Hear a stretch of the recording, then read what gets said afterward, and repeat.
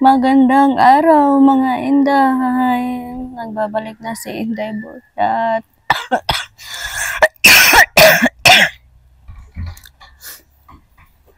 Pasensya na po kayo mga Inday na sa ilang araw ko po na hindi nakapag-vlog, nakapag-upload ng video kasi nagpapagaling pa po talaga ako mga Inday. At saka ngayon medyo okay na ako. Yung ubo na lang po, grabe yung ubo ko mga Inday. Andito ako ngayon sa bahay ng papa ko. At since medyo okay naman ako mga Inday, nakaligo na ako kanina, magde-deliver ako mga Inday ng kangkong chips. Magde-deliver tayo ngayon ng kangkong chips kasi isang 1 week na yun yung mga delivery ko mga Inday, hindi ko pa na-deliver.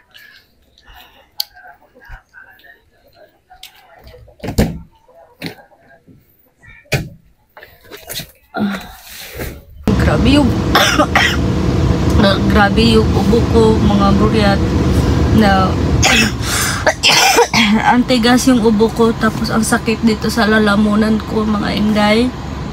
Ang dami ko ng mga medisina na ininom, walang alibi yung mga medisina na ininom ko.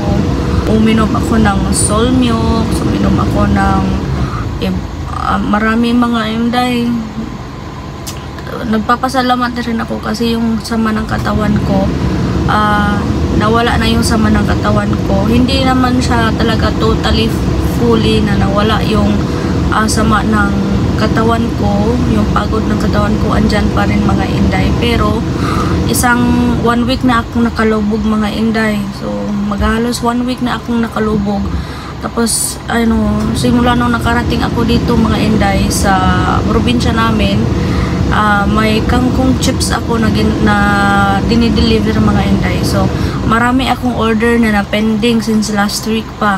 So yung mga orders ko last week mga Inday, since okay naman ako ngayon, i-deliver ko ngayon. So kukunin natin yung kangkong chips at i-deliver ko. So yung kangkong chips mga Inday, hindi ko pa siya pinakita sa inyo noon kasi nga nung hindi ako nakafocus na mag-vlog, hindi ko pa siya na-focus talaga mga Inday. So mina-market ko muna siya, and since pag-market ko mga Inday, marami na akong mga orders. So yung mga orders ko na pending kasi nga nagkasakit ako. So ngayon ko pa lang i-deliver mga Inday. Itong sasakyan mga Inday, alam nyo ba na itong sasakyan na ito doon sa Cebu, hindi talaga ako masyadong nakapag-drive nung ako lang ba, kasi si Eric parang wala siyang masyadong salig na ko ba, parang wala siya kayo salig kayo na ko mga Inday mo drive. So pag-abot din pagdating dito sa aming bukid mga Inday, wala mang iba. So ako na talaga yung nagda-drive. So marunong naman pala ako mga Inday. Yun talaga is yung nagsasama kami ni Eric pa doon sa Cebu is parang mawalan ako ng gana kapag nakakasama ko siya, kasi parang walang oy kaya mo yan, ganun, wala mga Inday.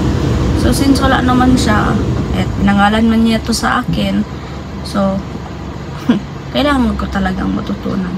So magdadrive mo muna ako mga Inday, yung yung kapatid ko sasama sa akin, tsaka yung anak niya sasama sa akin kasi gusto lang sumakay ng sasakyan. Ayan, pasasamahin natin. So papakita ko sa inyo mamaya mga Inday yung ating kangkong chips. Ay, palita og. May bebe. Sakay ka, Mak? Ha? Sakay ka? Kita sa nakbigay ko ang ng bag. Sa likod, butang ang bag. Bye-bye! Bye-bye. Close. Nandun yung bahay nila mga Inday. Ito po ang mga delivery ng ating kangkong chips. Ayan, Ayan.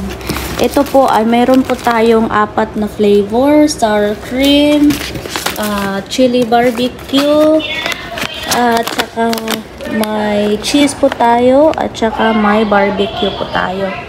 Ayan. Ito pong kangkong chip po na to is really made for 100% kangkong chips. Ayan na Kangkong chips natin, atin pong i-separate yung by flavor. Ayan, oh. Ayan. So, maraming salamat po sa nag-order. Bago pa lang po itong kangkong chips, pero marami-rami na po ang nag-order.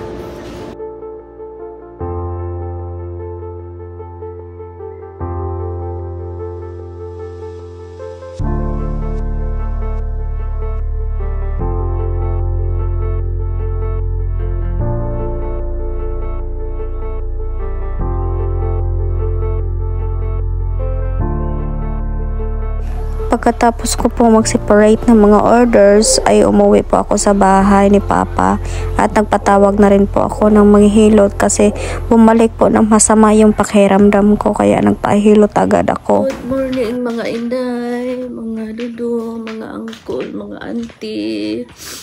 Sorry mga inday, hindi na ako nakapag-vlog kagabi kasi pagkatapos ng hilot mga inday, ang sama-sama ulit ng pakiramdam ko. Para akong yung ano ba, nalipong na pod ko yung mga inday, tapos grabe, grabe yung ubo ko. So, nagpahatid na talaga ako dito sa bahay ng kapatid ko mga inday at dito na ako sa sala natulog. Ayan o, hindi pa ako mga inday naka-arrange. So, iba talaga pag tumatanda na tayo tapos nagkasakit tayo kasi hindi talaga mawawala na yung mga haplas ba o. Nag-haplas, iba-iba yung haplas dito mga inday, o nan. Ay naku, ngayon mga inday, pagising ko, medyo okay, balik yung pakiramdam ko mga inday. Yung ubo ko lang talaga, tapos yung tiyan ko, parang may isda sa loob na, nagkitiw-kitiw yung mga inday. Hindi ko na tapos yung mga delivery ko kahapon ng kangkong chips mga inday. Sa school lang ako naka-deliver kasi nga umatake talaga yung ubo ko kahapon. So yun, nag-chat na naman ako na hindi ako maka-deliver. Wala kasi akong ibang masabihan dito mga inday ba. Wala akong ibang mapangalayunan nga magpa-deliver kapag masama yung pakiramdam ko. So, ako lang talaga mga inday, manual talaga akong nagde-deliver sa mga orders, ganun. Nung nag-search po kasi ako sa online, kasi gusto kong maging busy yung self ko, kasi nga, wala na si Eric, gusto kong may atubagan naman ako mga inday. So, tinitingnan ko yung food traffic dito, yung kung kaya lang ng mga tao, mga bata na bilhin. Sa awa ng Panginoon, kakabago lang ng kangkong chips na ito at marami-rami na akong mga orders, mga inday. So, kung wala pa po kayong kangkong chips diyan sa inyong lugar, pwede nyo po akong kontakin sa aking Facebook page or sa aking contact number. Yung SRP price po is 60 pesos lang po talaga. Pag gusto mo mag-reseller, more than 30 orders, mabibigyan po kita ng 50 pesos na lang po yung reseller price natin. So, kung gusto nyo po, kung wala pang kangkong chips dyan sa inyong lugar, gusto nyo pong kontakin, just message me in my Facebook page, Inday Boryat. Or, I will leave my phone number dyan sa ilalim para po makontak nyo. Ito pong kangkong chips is 100% made of kangkong po talaga siya. Kangkong leaves. Super crispy. May 4 po na flavor. Yung flavor is chili barbecue, which is best seller po namin. Tsaka yung barbecue, yung sour cream, at tsaka cheese po. Yun po yung available na flavor po ng ating kangkong chips. Sobrang pa yung mga gamit ko dito mga inday. Simula nung umuwi ako dito sa bukid namin galing sa condo, yung mga gamit ko, dinala ko lahat dito. So, sobrang wakat na yung mga gamit ko ba. Yung iba, nasa bahay ni Papa, na hindi organized. Yung mga gamit ko dito, hindi rin organized, mga inday. Kasi, wala akong malagyan lahat ng mga gamit ko muna. Hindi pa ako nakapaglinis, hindi pa ako nakapag-arrange. Kasi nung dumating ako dito, simula nung nagkasakit ako, ganun mga inday. Ay, nako, yung mga, yung gamit ko. Oh, inday, yung iba kong gamit andito sa kwarto. Ang kalat mga inday. Oh, nan. Ito, nan. Kalat kayo mga inday. Itong gamit dito. Ay, naku. Pag ko ano makapang-arrange. Hindi pa ako nakapang-arrange mga inday. Kalat-kalat pa. Maraming salamat po sa mga comment ninyo na nagbibigay po sa akin ng inspirasyon na magpatuloy pa din sa pag-vlog. Maraming salamat po sa mga support ninyo para sa akin. At saka maraming salamat din po sa mga concern ninyo noong po ako ay nagkakasakit. Nababasa ko po yung mga message nyo. Siguro nga po sa panahon po talaga na nagkasakit ako or sa panahon talaga tapos sinabayan po ng stress ko, ganun siguro po kaya naging mas malala yung nararamdaman ko. Pero nagpapasalamat ako kasi after 1 week talaga mga inday, medyo okay na ako ngayon. Kahit na hindi man 100%, at least nakakapagsalita na talaga ako ng tuloy-tuloy. Hindi katulad noon na kapag konti kong salita lang, inaatake talaga ako ng ubo, na hindi ako makapagsalita ng straight mga inday, hindi ako makapag-usap ng mga tao. Ganyan mag-ingay ba? Sorry po, ganyan mga inday, yung gamay ko lang na salita mga inday, ayun na atake na agad yung ubo ko. Ganun yun na nangyayari sa akin noong mga ilang araw na nakalipas mga inday. So, buntik na talaga ako magpa-doktor, pero natatakot ako mga inday kasi nabalik na naman dito yung COVID mga inday. Yung may kapitbahay kami dito na nagpa-check up lang sila ng kanilang papa kasi nga yung papa niya is inubo yung papa niya. Nagpa-check up sila mga inday. Nung nag-antigen test mga inday, naging positive sa COVID. Kaya buong pamilya na quarantine. Yung sa akin mga inday, hindi naman sa ganun na may COVID ako no. Kasi yung panglasa ko, andyan lang. Masama lang talaga yung pakiramdam ko, yung ubo ko. Pero kapag ito kasing COVID na ito mga inday, kapag may ubo ka, siguradong positive na yan. Kasi isa yan sa mga sintomas ng COVID, diba? Pero yung pag-ubo na ganito mga inday, matagal na ito na sakit. Normal na ito na sakit. Yun nga lang, kapag nagpapa-hospital ka, ayun, mapapositive ka. So maraming madadamay mga inday. Kasi alam nyo, COVID experience na rin yung pamilya namin. Kasi yung mama ko namatay dahil sa COVID. Ayun mga inday. Pero hindi talaga kami, hindi kami maniwala na COVID yung kinamamatay ng mama ko. Kasi ang gusto lang talaga ni mama kumain na yung mga, yung haplas ng mga inday, yung moringa na haplas mga inday, massage oil. Yun lang yung palaging inaamoy ni mama. Tapos sabi nila na pag mawala daw yung amoy mo, yung panglasa mo. Si mama mga inday, yung andito pa yung mama ko, yung amoy niya hindi nawala, yung panglasa niya hindi nawala. Ng mga inday. Yun nga lang siguro yung finding ng doktor aside from COVID is pneumonia.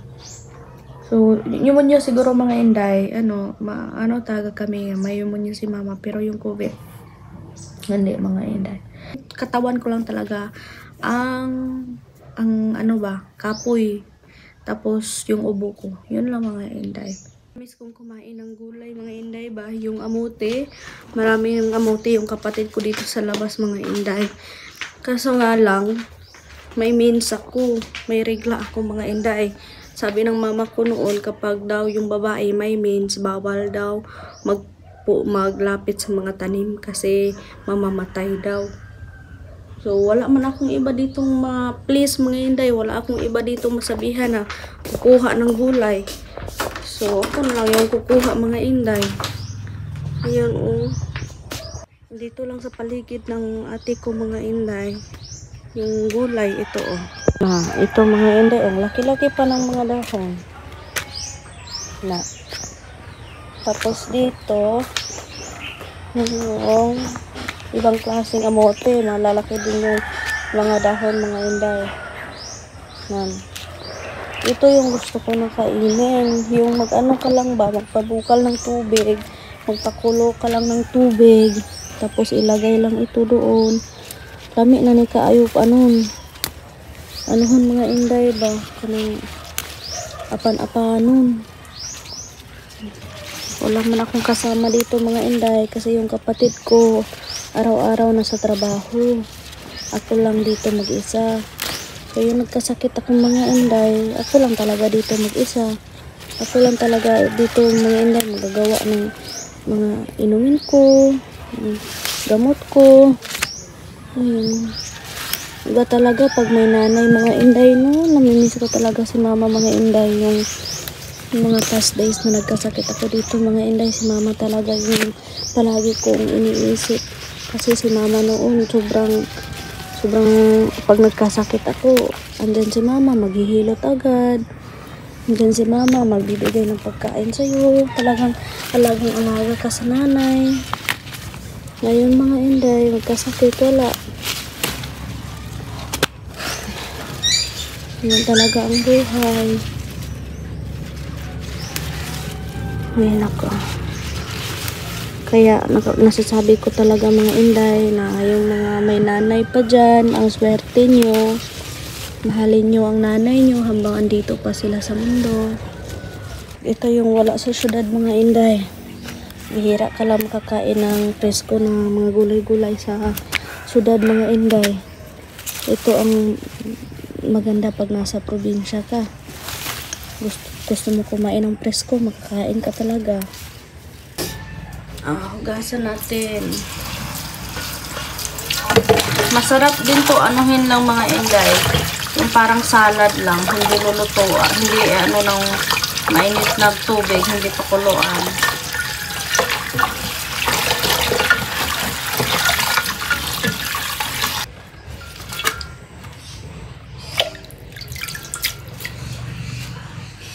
Pero gusto kong humigop ng may sabaw mga inday. So, mag-lawoyon lang na ko ni. So, atin lang. Pag nagkasakit, ating kayod. Lawoyon lang ako ni. Yan.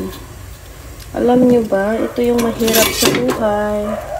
Aminin man natin. Pero ito yung mahirap na pag nagkakasakit ka, tapos wala kang kasama, mahirap. Kailangan ka talagang bumangon para ikaw makakain, para ikaw makainom ng gamot. Ganun talaga. Pag nag-iisa ka sa buhay. Ito na mga inday. Higop tayo ng sabaw, mainit na sabaw.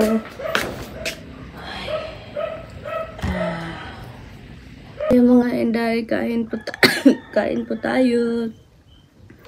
May sabaw, tapos mais.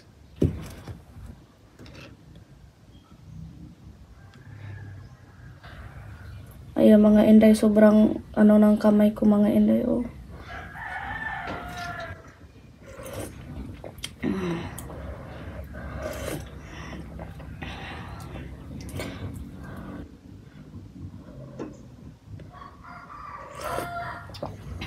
Sobrang yung kamay ko mga inday ba.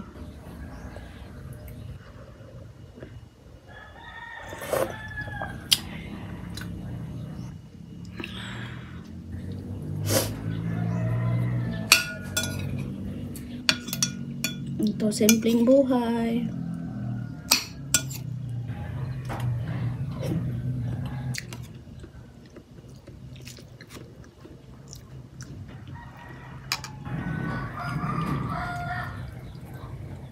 Gusto ko damihan ko yung sabaw ko na pang partner sa kanin.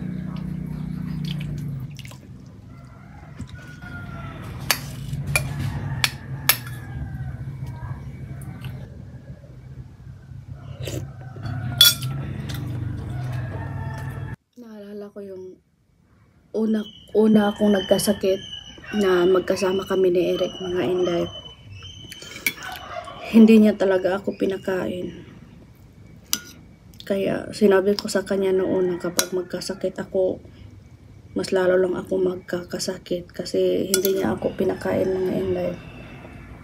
Iba kasi yung nag-iisa ka lang sa buhay, nag-iisa ka lang, iba kasi yun kumpara nung may kasama ka. May kasama ka nga naman pero wala din pake. Kasi sa kanila kasi mga inday, parang ibang-iba talaga sa Pilipino sila mga inday. Sa Pilipino, napakaalaga. Yung nagkasakit ako doon sa condo mga inday, hindi man lang siya nag-order, hindi man lang, wala siya niluto para sa akin mga inday. Kaya yun, umiyak na lang ako sa kwarto, tapos nag-order na lang ako ng mga inasal. Tapos nung pagka okay na ako mga inay, sinabihan ko sa kanya na hindi pala ako pwede magkasakit sa relasyon na ito. Kasi kapag ikaw yung nagkakasakit, alalang-alala na ako. Pero pag ako yung nagkasakit, baliwala ka lang. Tapos yung sa next mga inday, nagkasakit na naman ako. Marunong na siya magluto mga inday. Tapos umalis na siya kahit na hindi ko siya sinasabihin, umalis na siya mga inday, nagpunta ng mall. Tapos bumili ng mga lutong ulam. Ayun.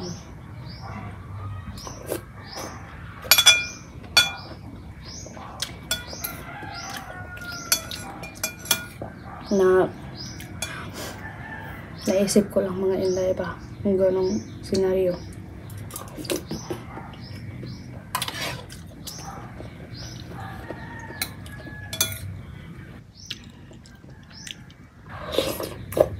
Kakatapos lang po akong kumain pero bumalik na naman yung init ng katawan ko mga inday. So yung kapatid ko is wala siyang gagawin ngayong araw.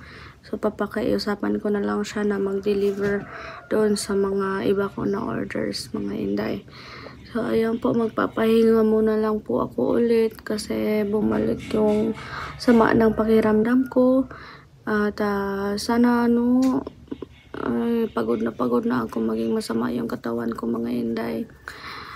Pagod ako, palagi lang nakatulog, palagi lang higa, ganun mga inday. Kapag nagtatrabaho na naman ako, pagka masakit na naman yung katawan ko.